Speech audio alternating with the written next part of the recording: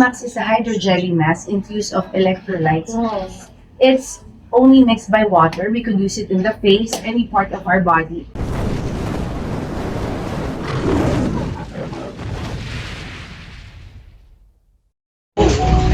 So, can you share with us yung dalawang business concepts mo? Yes. At paano rin ko siya nag-start? Actually, this is my sister's idea talaga because she's into nails.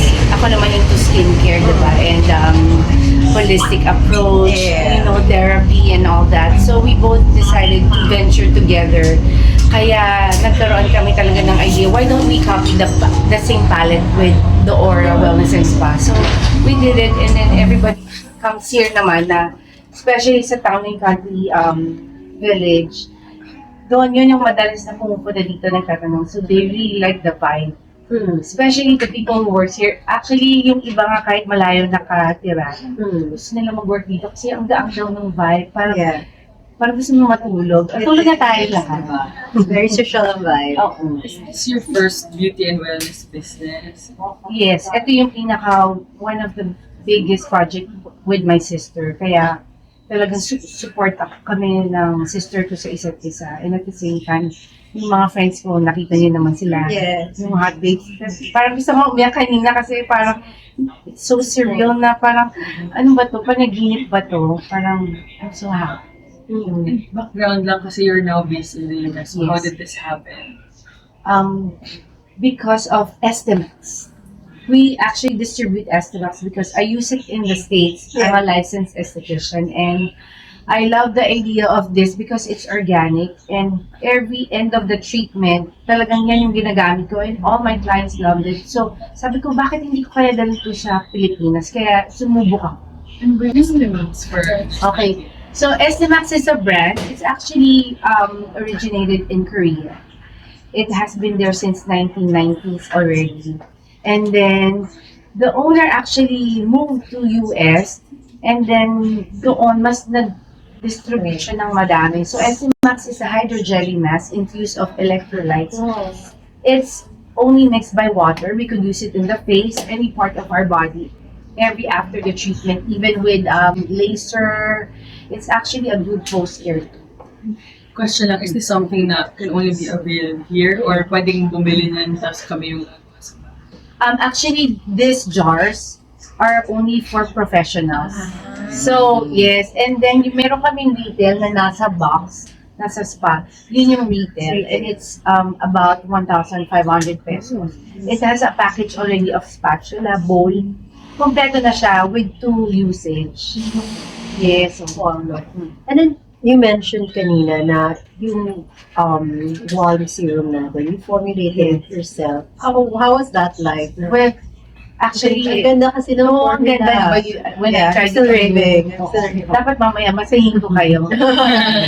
It's actually, I'm into organic as, di ba, as you age, gusto mo na ayaw mo na yung less toxic sa balat. Kasi nag-create ng madaming side effects. So, me and my sister we research on what can we do uniquely with our venture. So, we created warm serum. But how? Maybe we do it in a candle form para kakaiba. Kasi gusto namin, I love candles eh. So, we ventured in hiring a formulator in the States. And then that formulator helped me to have a great product na magagamit namin sa service. Kasi parang service and warm. Yes. Vacation nga yung vibe. Vacation. I can still smell it. Oh. Very special moment yung kanina, no? Na parang may yakan. Oo. Hindi nga ako makapagsalita kasi parang, totoo ba to? Lalo na sila, Maui, na ang hirap nilang hagilapin, di ba? Ni Andrea Del Rosario, di ba? Si Katya lalo. Naiiyak ako, because Katya and JC were close, and then nag-usap kami lagi. Because JC has a Rejuva, diba? Ang story niya, siya ang pinakaunang taong nilapitan ko para mag-demo ng Estemax. And siya rin yung unang business na nilabas namin yung Estemax.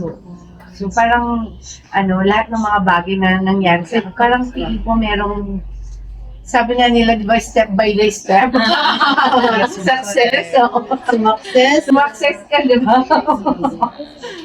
So while you're in the US, yung sister mo is here ba? Yes, and she's based here. So she's the one, she's our CEO. I'm helping more of marketing, promoting, and researching of, what are the other ways that we could, promote and then create. Kasi we wanted in the long run to be franchise, and at the same time, we're aiming for an academy because we do workshops. Because as a licensed esthetician nga, I want to help the estheticians here. How can they improve more of their facial techniques, di ba? Hindi lang basta nag-extract, di ba? Gusto mo rin ng ultimate, unique relaxation. Pero non-invasive. Baka kasi mag-expect yung mga tao na we're not into laser, we want to invest in the labor. I want to give back to the community that, why not give people a job rather than giving the machine a job, diba? So, it's more of like parang empowering other women to be more successful. Thank you. Thank you. Thank you, ma'am. Congrats.